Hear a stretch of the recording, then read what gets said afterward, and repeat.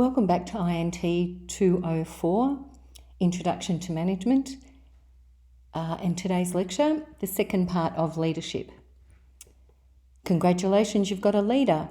If only it were that easy, businesses and organisations wouldn't have a problem, but unfortunately it's not. There are various different theories regarding leadership. The first one we'll look at is the trait theory. Now, this theory focuses on identifying all the different personality traits and characteristics that are linked to being a successful leader. We have the first one is drive. So that means the person has the drive to actually make the organisation go forward, improve for the organisation as well as themselves and staff. They have a desire to lead. So we know that this is really important for any leader to actually have that desire to lead, to make people as good as they can be, to help drive the organisation forward.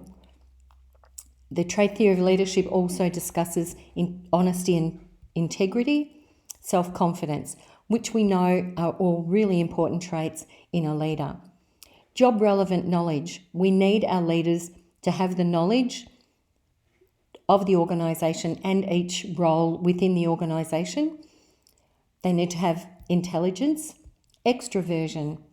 They'll need extroversion because, as mentioned earlier, a large part of their job is basically being out the front, talking to people all the time, to politicians, to leaders of other organisations, to staff, to clients. So they really need to be able to talk to people at all different levels. They need to be decisive. When tough decisions have to be made, they need to be able to step up and make those decisions. They need passion. As we know, passion for what they do and for what they love is really, really important. And they must have charisma. We'll discuss charisma a little bit later, but they do need to have charisma because that's the ingredient that makes us want to follow them forward in the organisation and to help them grow and for the organisation to grow. The behavioural theory of leadership. Now, theorists began to move away from the belief that leadership could be measured, which is, as discussed, the trait theory, to then believing that anybody could be a leader. And they thought this could occur by teaching people the most appropriate behavioural responses for any given situation. So that meant you could actually train people to react in a particular way to a particular situation. And if they could do that, then they could assume the role as an effective leader. We then have the contingency theory of leadership. So this theory looks at the importance of both the leader's personality and the situation in which they operate. So they're selected on the suitability of their leadership style and that they would match a particular situation. Are there any leaders that you can think of that could match a particular situation? Maybe if we look at sports leaders and the type of personality that they would need in order to drive a sports team to success. We could probably look at a range of different behaviours of our leaders and what sort of situation they could suit. Also, we could look at some leaders and their particular behavioural traits or personalities and see them in a situation in which they don't belong. Donald Trump comes to mind. Even though people have voted him in, or he's now the president, in the current situation with the coronavirus, his personality is probably not best suited to that situation in America. There are 3 factors in leadership effectiveness in the contingency theory. So one is the leader-member relation. This means the degree of confidence and trust that employees have for their leader. So for this theory of leadership to be effective, employees must have a high level of confidence and trust in their leader. The task structure, the task clarity, so all tasks have to be made really clear to employees, so they have to understand what they're doing and why, and how they can actually achieve those tasks successfully. Then the third is also position power. So this is about how much influence a leader had over all the different activities of the recruitment of staff. So the different activities like hiring of staff, firing of staff, disciplining staff where the need arises, salary increases and promotions. Then we go to the transactional theory of leadership. These types of leaders focus on specific tasks and they use either rewards or punishments to motivate their followers. So this can be used in business.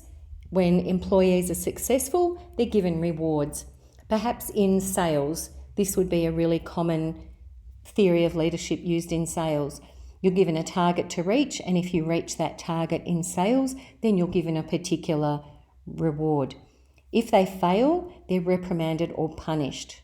So it means if they fail, they don't get the reward, or they may lose some other incentive that they were given. It's a fairly clear-cut theory of leadership. So these types of leaders, who are transactional leaders, actually tell people what to do and when to do it.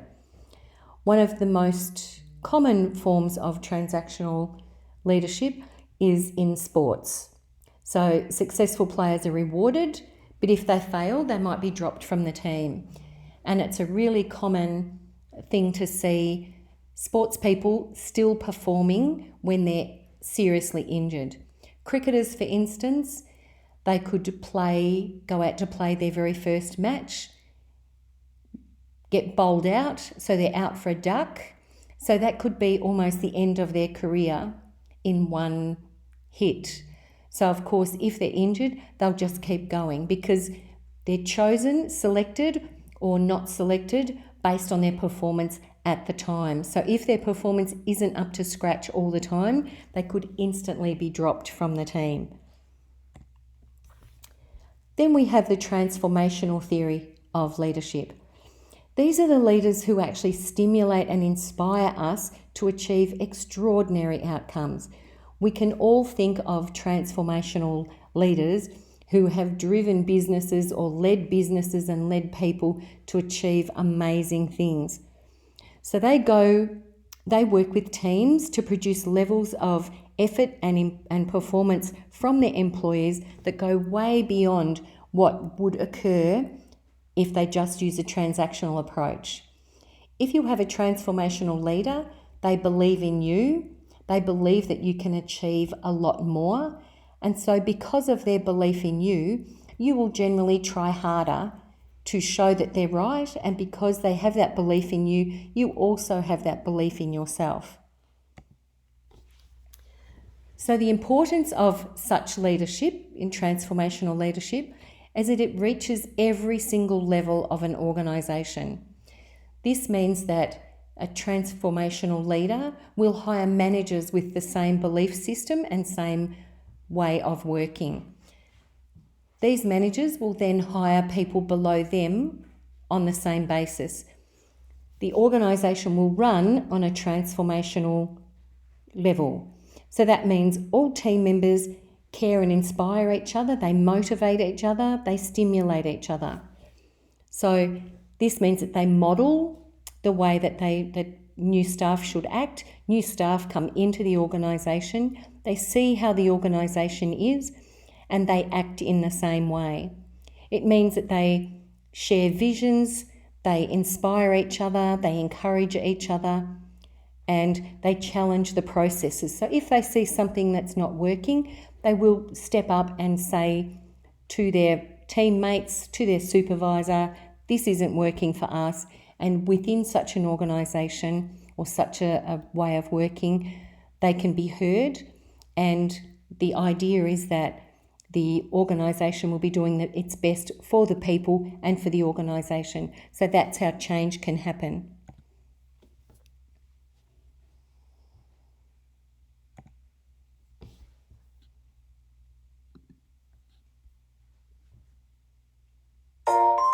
Poor leaders make today worse for everyone by using coercive power.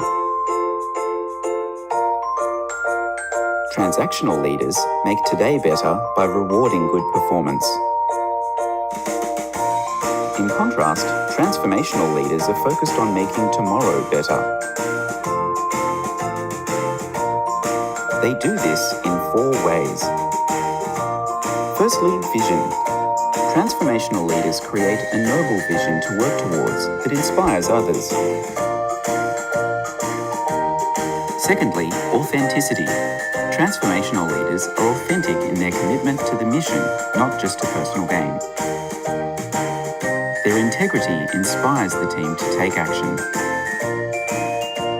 Thirdly, a growth mindset. Transformational leaders cultivate their team's professional and personal development. They invest time and energy, knowing their effort will eventually bear fruit.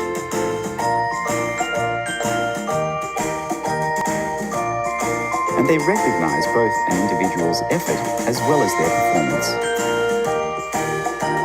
And finally, creativity. Transformational leaders encourage team members to develop ideas, work with flair, and embrace originality.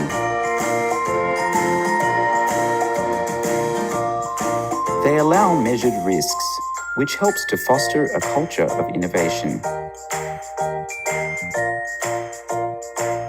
In short, teams with transformational leaders are constantly being transformed for the better.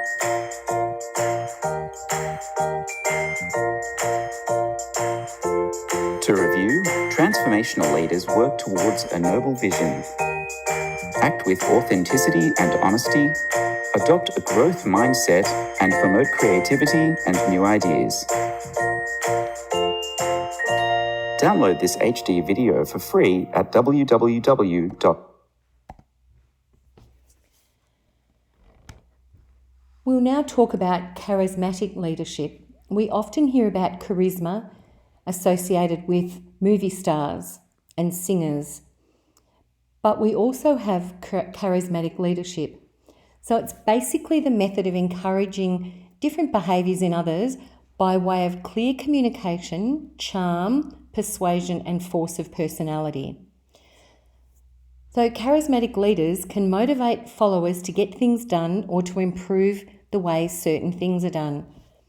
We can think of lots of charismatic leaders in our political system. Maybe not at the moment, or maybe not for the right reason, but we can still think of some charismatic leaders. So we have Barack Obama, we have Steve Jobs, Richard Branson, Nelson Mandela, and Oprah Winfrey.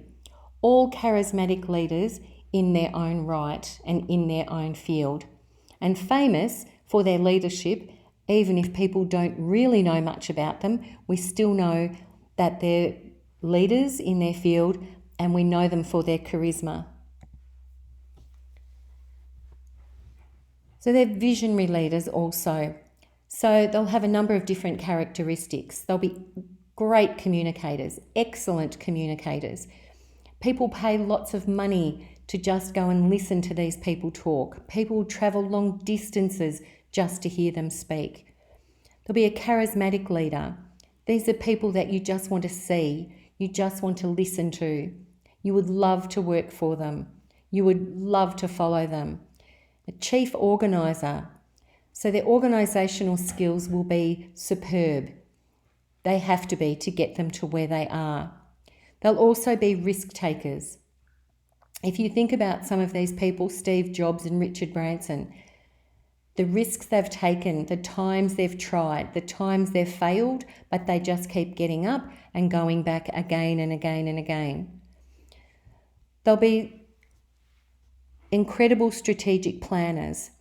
So their ideas and their plans will not just be in the here and now, just not today. They'll be thinking a long time in the future for their business, of where they could be tomorrow, where they could be next year, where they could be in 5 years or 10 years' time.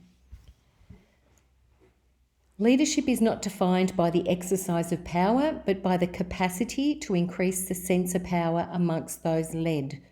The most essential work of the leader is to create more leaders.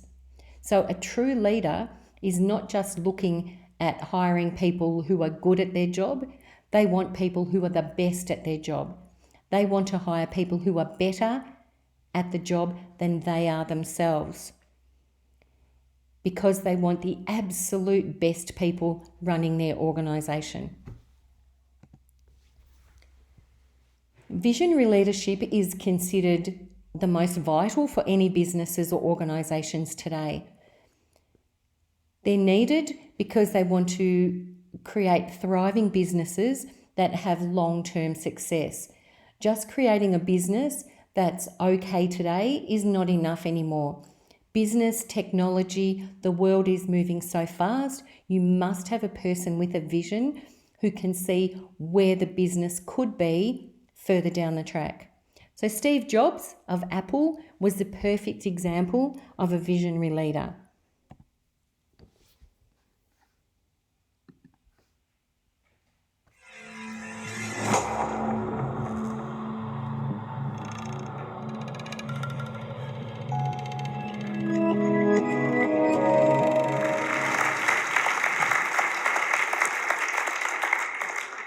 Okay, take a look at this guy, and by show of hands, and everyone please participate, who thinks he wanted to be an economist when he grew up? A lawyer? Okay, one or two. A heavy metal bassist? Okay, yeah.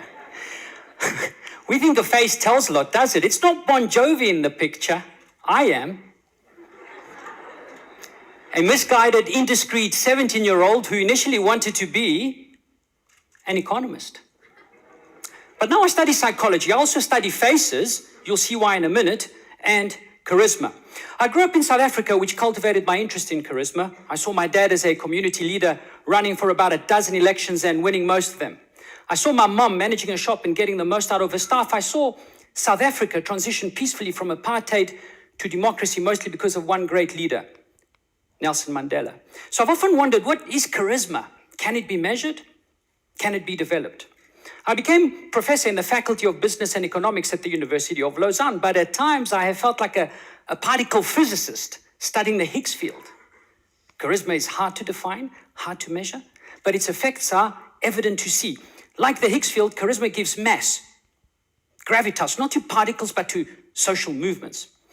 Just when I thought I was beginning to make a bit of progress in 2005, my world was turned upside down. A study published in the journal Science by Alex Todorov's lab at Princeton University showed that naive subjects were able to predict the results of congressional elections merely by rating the faces of the winner and runner-up. What? I thought when I heard it, impossible. Only in America. Would this work in Europe?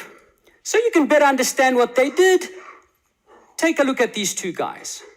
Okay, by a show of hands, who of the two seems more competent, more intelligent, more leader-like? Who thinks the guy on the right? Okay, a couple of hands there. Yeah? Guy on the left. Okay, evident majority, and the majority got it right. Now, you don't know them. These two guys ran for the Wisconsin Senate seat. On the right is Timothy Mitchells, a Republican. On the left is Russell Feingold, a Democrat, who actually went on to win. Were they pro or anti whatever? Pro-gun, anti-gun, pro-God, anti-God, pro-gay, anti-gay? In a couple of seconds, a room of a couple of hundred people predicted the voting outcomes of a couple of million who had a lot more information than you did. Is there something in politicians' faces that signals their competence? Or do we carry some evolutionary baggage that biases our judgments towards more beautiful, more symmetric, and healthy-looking faces? I repeated the experiments here. Surprisingly, Swiss subjects were able to predict the results of French parliamentary runoff elections. To entertain the evolutionary argument, I reran the experiments with young, very young children from 5 to 13 years. Now, such young children don't know competence, intelligence, or leadership, but they do know what a boat captain is. So we asked them to play a boat game, and they had to select the boat captain from among the pairs of faces of the French elections. The kids were as accurate as the adults, a 71% hit rate at the individual level and 85% hit rate when we averaged the results. A kid of 5 or 65 voted in the same way. Come, let's try it here with some election races from my experiments. Who thinks the guy on the right would make a better boat captain? Evident majority. I don't even have to go to the left. Let's try the next one. Says the guy on the right. Okay, 2, 3 hands. Guy on the left. Okay, you guys are doing amazing. 2 more to go. This is a test to see how normal you are. Okay, don't laugh. They haven't chosen their faces. Okay, who says the guy on the right? Okay, hardly anyone. Guy on the left. All right, evident majority. Last pair. Who says the lady on the right? Okay, majority already. Fantastic. Well done. You guys did excellent. 5 out of 5. You are normal, just like the 5-year-olds. Give yourselves a round of applause. Come on. Yeah. You passed the test. Okay. That's how I felt when I actually published these results in the journal Science. I was rocking. I was the man on top of the world. But in private, faced with this result, I wondered, what am I supposed to teach? What am I supposed to teach if one's ability to succeed as a leader depends on one's face? How could I justify my professorship? Should I change career and become a plastic surgeon? I found similar face effects in a variety of situations in politics, in academia, and the business world. Some expert I was on leadership, I knew nothing. But one thing I knew for sure is that we have a tag around our necks. People size us up on how we look, our face, height, whatever, and put a price on the tag. If we look like $1 million, they fill in the blanks and assume we have lots of positive characteristics. If we don't look like $1 million, well, then we have a problem. So I set out on a mission. How can we change the price people put on our tag?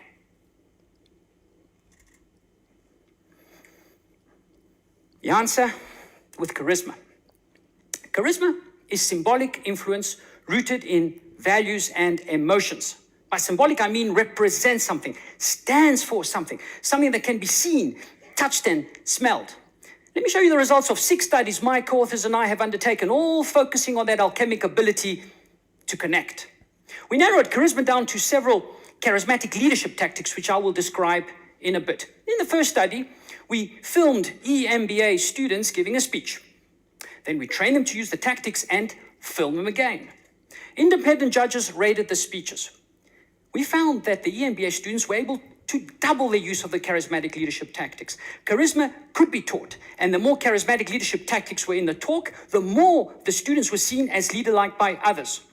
This study is important because we controlled for communication skills and for the constant effects due to the target person, which includes their face, what they look like.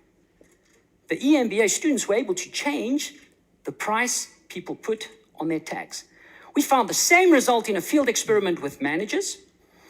We replicated this using only women leaders. The use of these tactics is not the province of men. With these tactics, we can predict who will become the president of the United States of America. And this controlling for incumbency and for macroeconomic effects. Recently, we've been interested to see the impact of charisma on worker performance.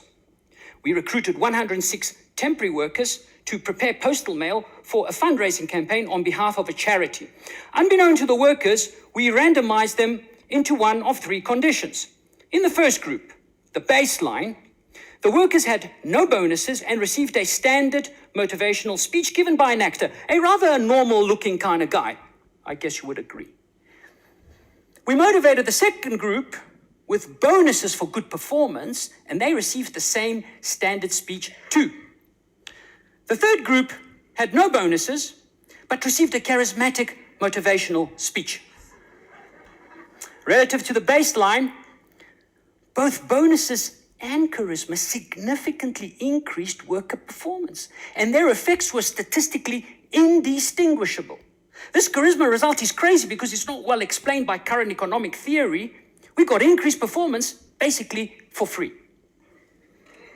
And charisma significantly decreased production costs. We got increased performance without paying economic incentives. Finally, we know that charisma works in the micro-blogosphere, Twitter, where text is limited to 140 characters. We tracked 30 politicians and 30 CEOs for 3 months and coded all their tweets, about 3,000 of them. The more charismatic tactics tweets had, the more they were retweeted by the followers. Going from 0 to 4 tactics increased retweets by over 450%. I know you're wondering, what are these charismatic tactics? I'll let you in on a secret. It's quite simple, really. To connect, a leader must do 3 things. First, frame to give the vision. Paint a picture and focus attention by using metaphor, stories, and other techniques. I'll give you an example of these in a bit. Second, provide substance for the justification. Express the sentiments of the collective and give confidence in goals. Third, deliver in an animated and passionate way using voice, gestures, and other tactics. So let me show you an example of how not to do it. Cognitive psychology theory suggests that when a target is described on a configuration of traits, whether clustered under an implicit or explicit prototype, perceivers speciously impute the target with other traits that correlate with the original traits or with a prototype but which were not used to describe the target. What did I just say? Okay. Now, maybe this kind of communication is useful when speaking to a cognitive psychologist or to Sheldon from the Big Bang Theory. Isn't it more engaging to hear, and I'm going to say the same thing I just said a few seconds ago. We all have a tag around our necks. People size us up on how we look, our face, height, whatever, and put a price on the tag. If we look like $1 million, they fill in the blanks and assume we have lots of positive characteristics. Now, that was an example of using metaphor. Metaphors simplify, aid in recall, and provide a visual. In fact, charisma is all about being able to get a vision across that sticks. And there are a variety of ways to do this. Let me give you another example. So you may be wondering, can I learn charisma?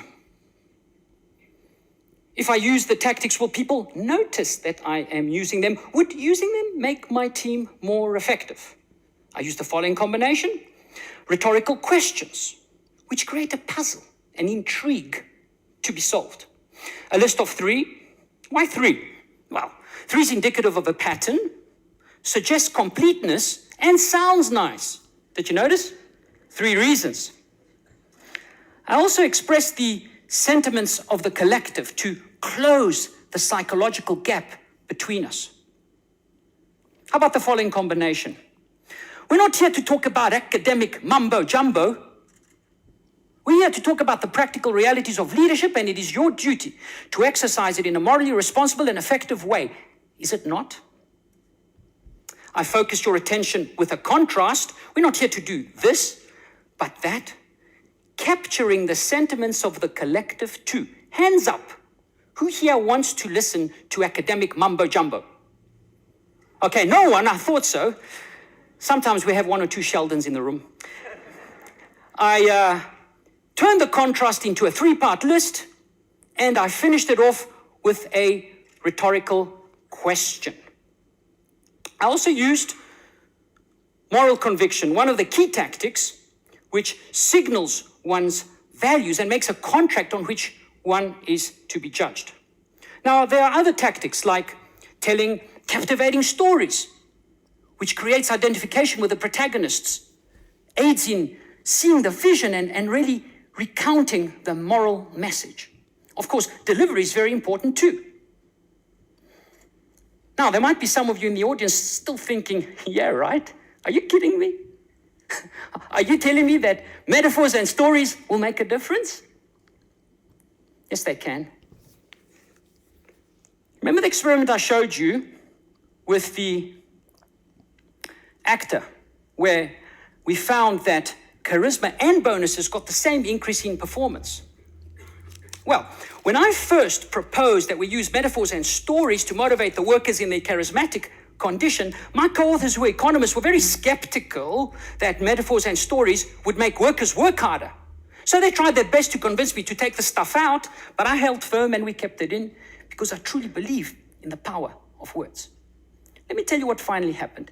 In one part of the actor's speech, he was urging the workers to prepare as many letters as possible for the fundraising drive.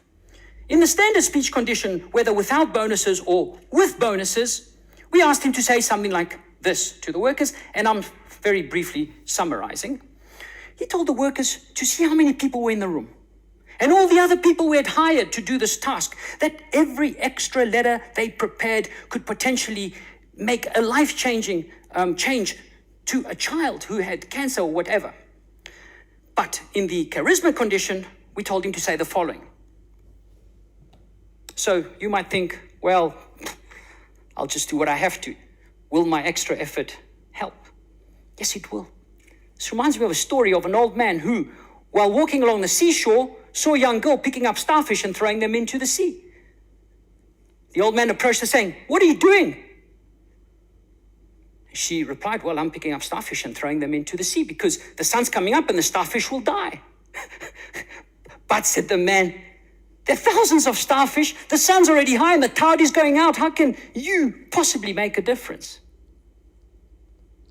The girl bent down, picked up a starfish, threw it into the sea and said, "Well, I made a difference to that one." Now, when you have time, go back and see what tactics I used throughout my presentation. I'm sure you'll have fun trying out these tactics in your everyday lives. Put the price you want on your tax. Then go out there and make a difference. So, what are you going to do? So thank you, and a big thanks to my co-authors and to my family too, who have taught me so much about leadership. Thanks.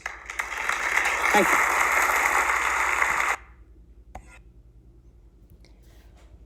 Okay, I know that video went on a little bit long, but it's a really interesting one that explains charisma and the effect that it can have in a business.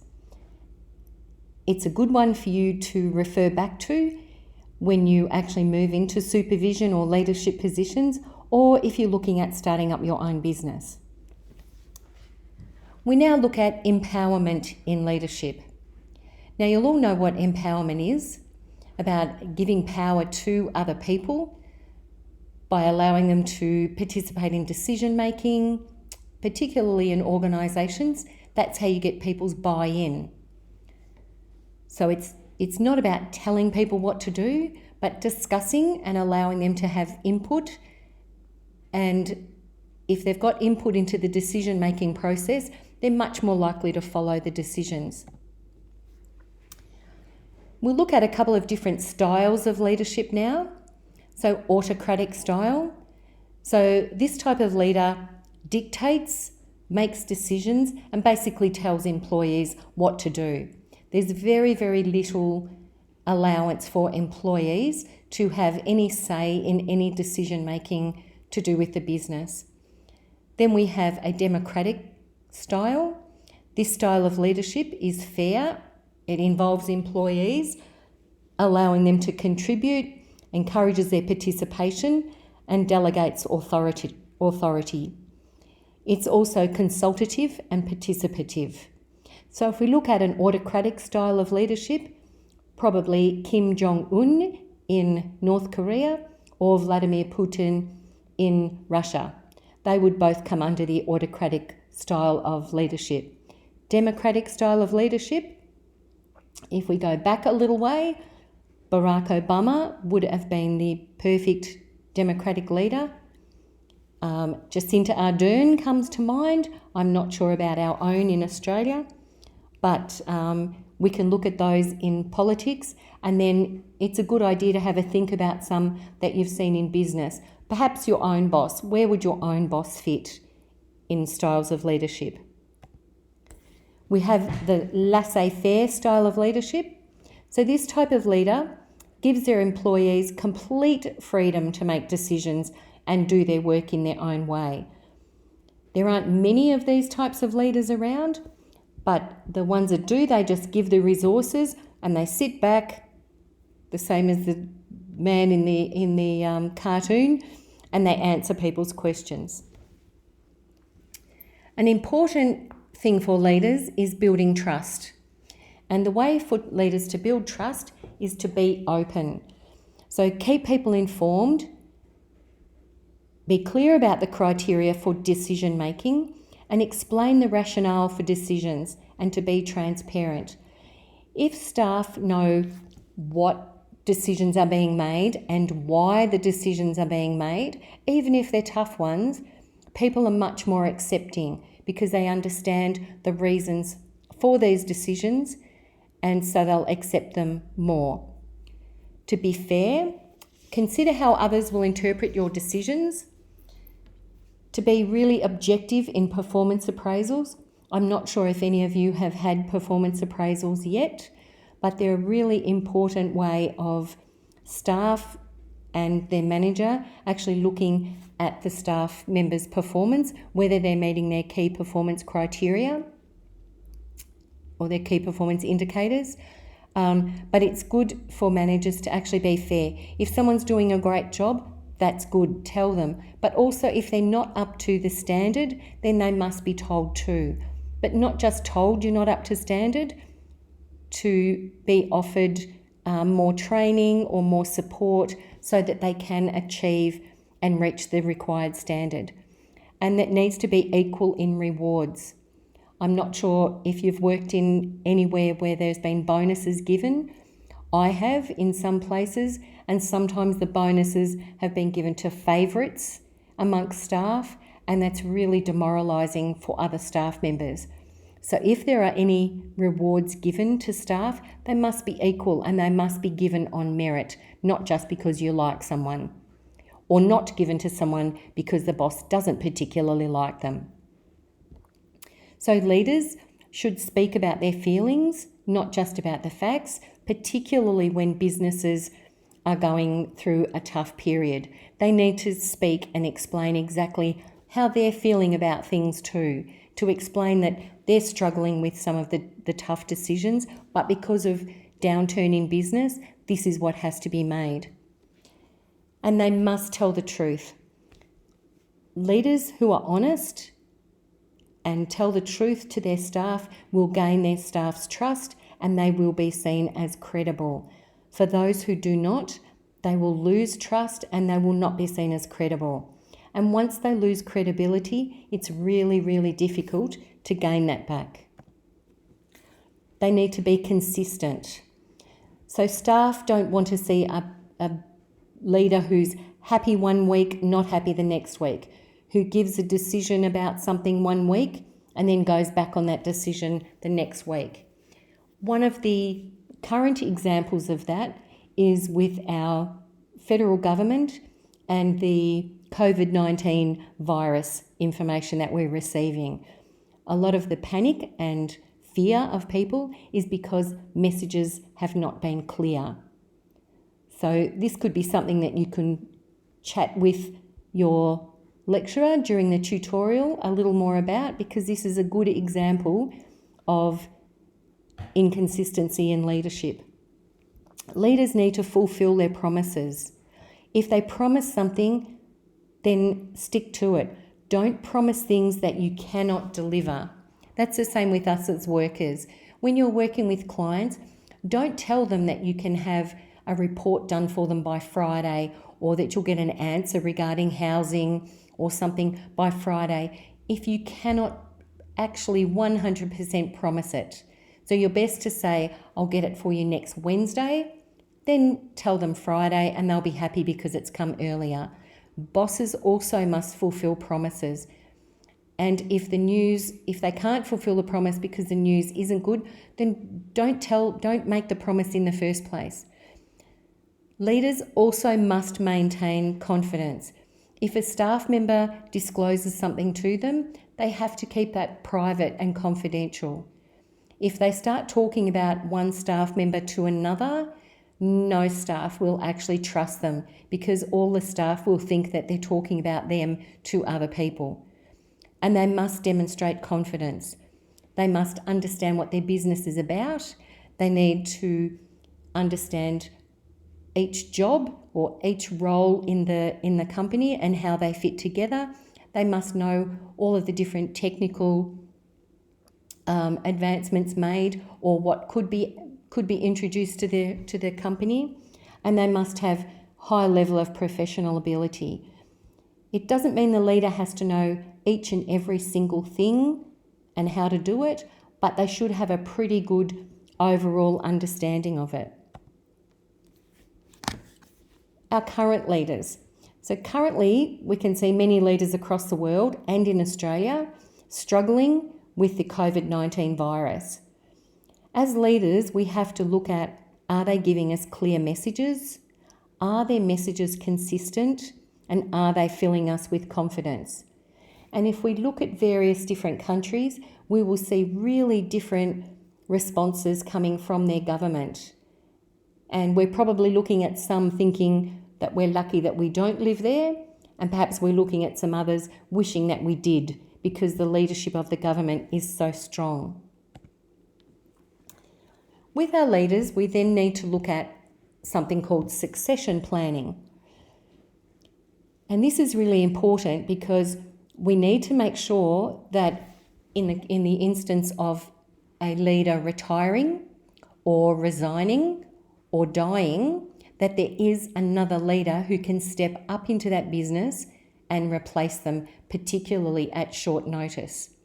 Unfortunately, lots of organisations don't have succession planning in place, either for the leader or for other key people in the organisation.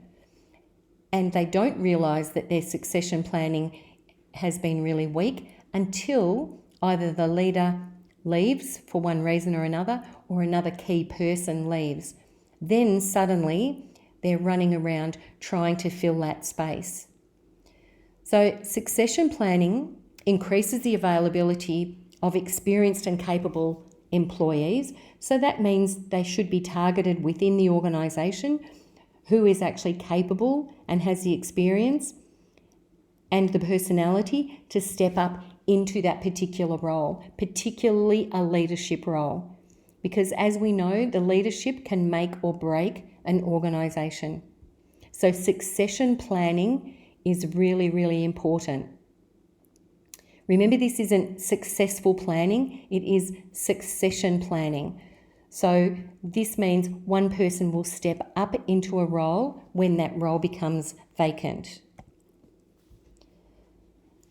So this is the planning for someone to take over a role, and it's usually a key role, whether that's the CEO or a team leader or another manager, or sometimes it could be someone else in the organisation that doesn't have a management position, but they're filling a really vital role. And it's really poor planning if that person has a vital role in the company and there's not a backup plan for someone to be able to step into their role at short notice. Why is succession planning so important? Because it helps to identify potential leaders. It helps with continuity. That means the business can just keep going. Even if someone has passed away or left, that there's not suddenly a big gap in the business and the business has to stop because there's no one to step up and take that role. And it helps with retention. So that means if the business keeps going along as it's been going and everything is doing well, people will stay. If a really good leader leaves and then there's no one and there's a big gap, that's when people start worrying and they look for another job. So you can often lose really good key staff at that point in time.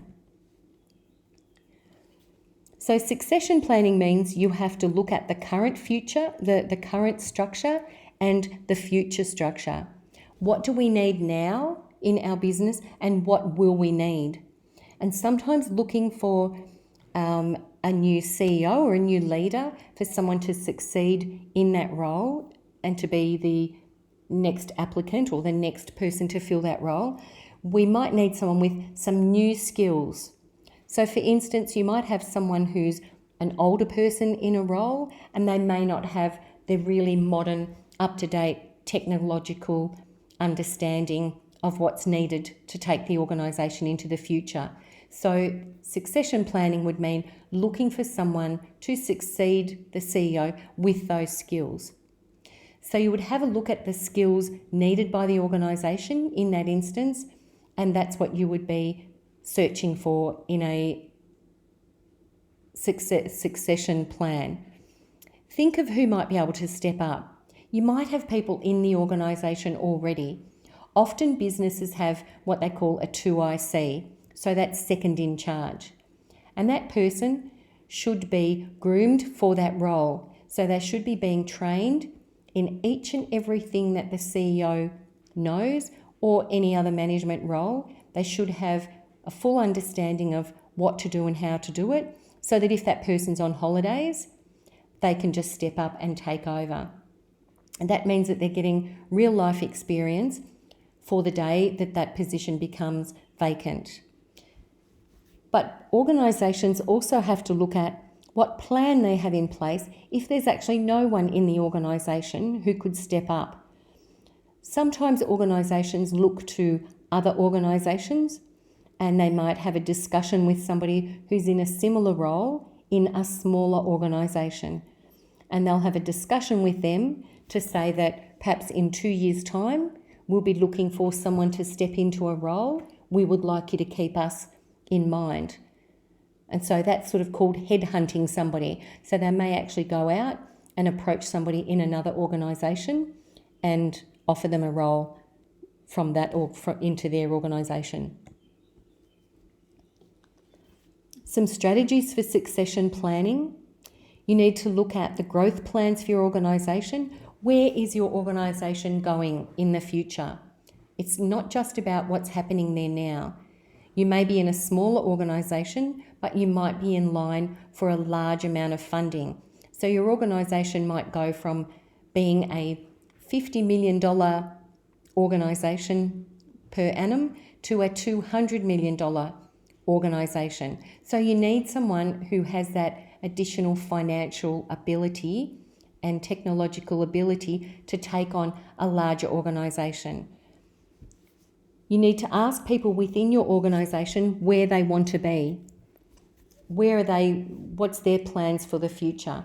And that's often done during the performance appraisal stage. So people should have a performance appraisal each year, and at that time they should be asked, how are you going? How are things in your area? What new ideas or where would you like to be within this company? And often that's when you find out that someone is doing some extra study. They may be taking on some, perhaps studying management or studying finance, because that's the area that they want to go into. They're the ones that you keep in mind as part of your succession plan. And so it's always a really good idea to assess the current talent pool in your organisation, what skills they have, what additional training they're having. Unfortunately, most organisations don't do this. They run annual performance appraisals and they sit and they take all that information, but it just gets put into the staff file, which is a shame because often there's some really good talent sitting in the office that no one is really aware of. And they're not chosen for succession planning. They're not offered roles in other parts of the organisation. So unfortunately, in those cases, sometimes they leave. The idea is that in a good organisation, you would be aware of what people are doing. You would be aware of the skills and attributes they have. You would be aware of any additional study that they're undertaking. And you would groom and train those people to be able to step up into another role should someone leave. Because in that instance, they might have been working in one role in the company for 2 or 3 years. They'll have a lot of knowledge. You do not want to lose that knowledge. If that person leaves and goes to work for someone else, they take their knowledge with them. It's far better for a company to be able to retain people with that knowledge, promote them if they're worthy of promotion. They take that knowledge with them and then they gain more. So it just keeps adding to the company. For a lot of organisations, they outsource their recruitment. So in that instance, it's good to have really good, strong relations with recruitment companies.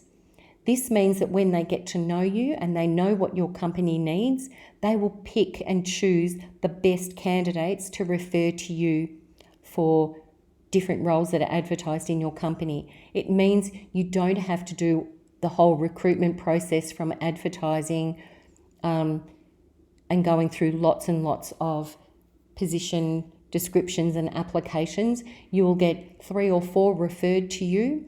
They'll have already chosen, the recruiters will already have chosen the best of the best. So they're the ones that you actually interview, and you can recruit and hire from that pool of people.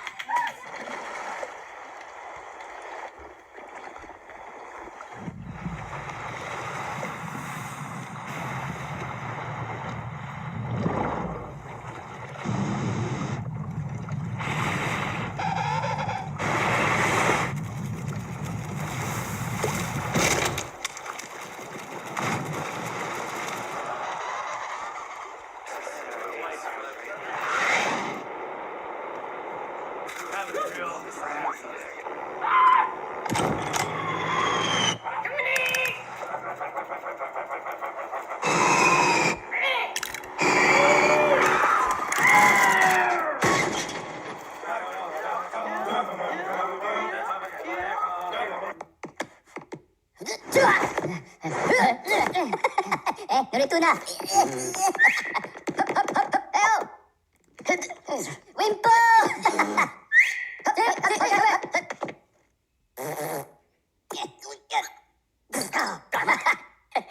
Okay, pivotara.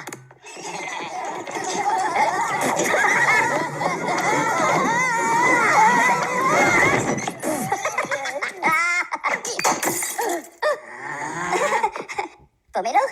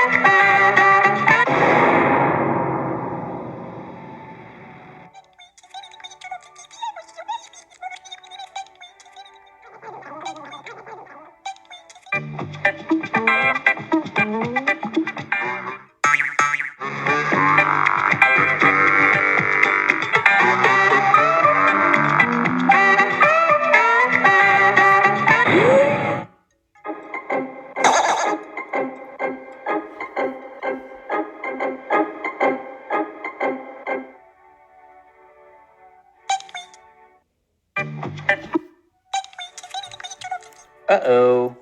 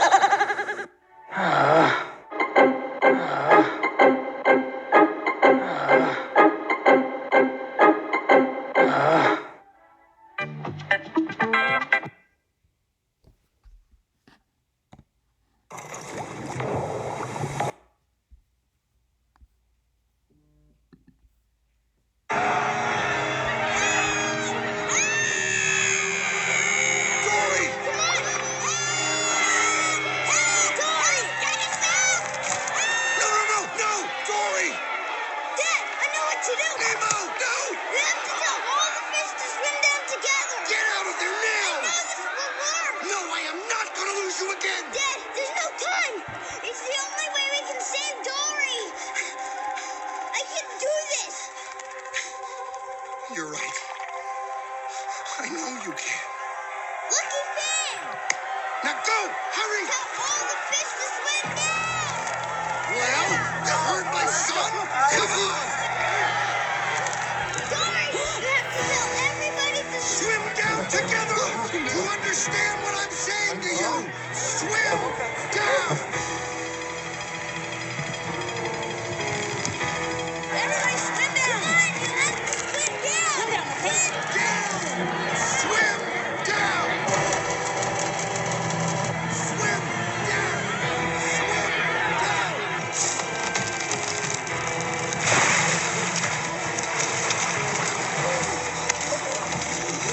Don't give up!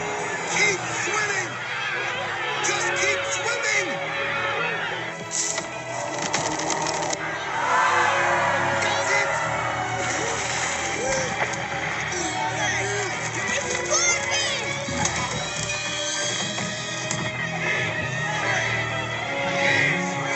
Just keep swimming! Keep swimming! Come on, Dad! You're doing great, son! That's my dad! Come on, let's get to the bottom! Keep swimming! Keep swimming. Just keep swimming. Almost there! Keep swimming!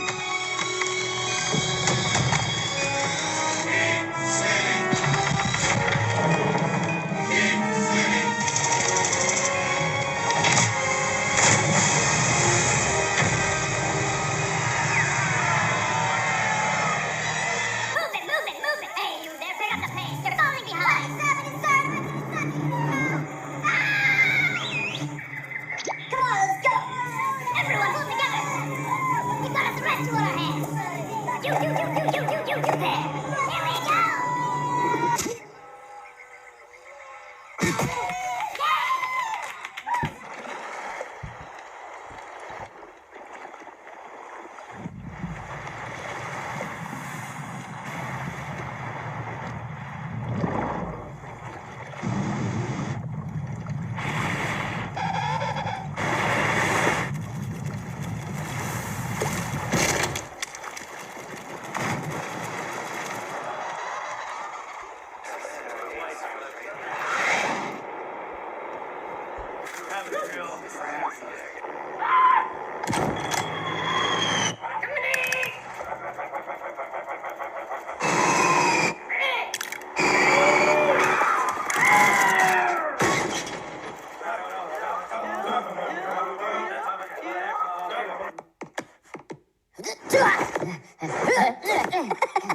Ito na.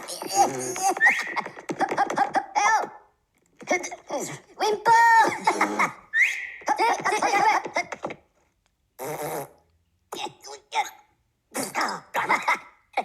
Okay, pivotara.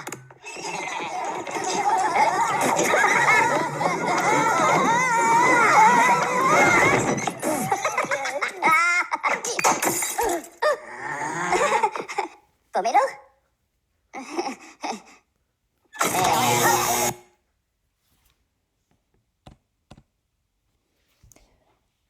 Okay, that's all for your lecture on leadership today. Don't forget to log in for your tutorial and ask your lecturer any questions that you may have. And remember, as you're doing your assignment, you can go back over the PowerPoint to get some more information, or you can refer to these readings, which will provide you more information about leadership in the third sector, otherwise known as community services. Okay, thank you.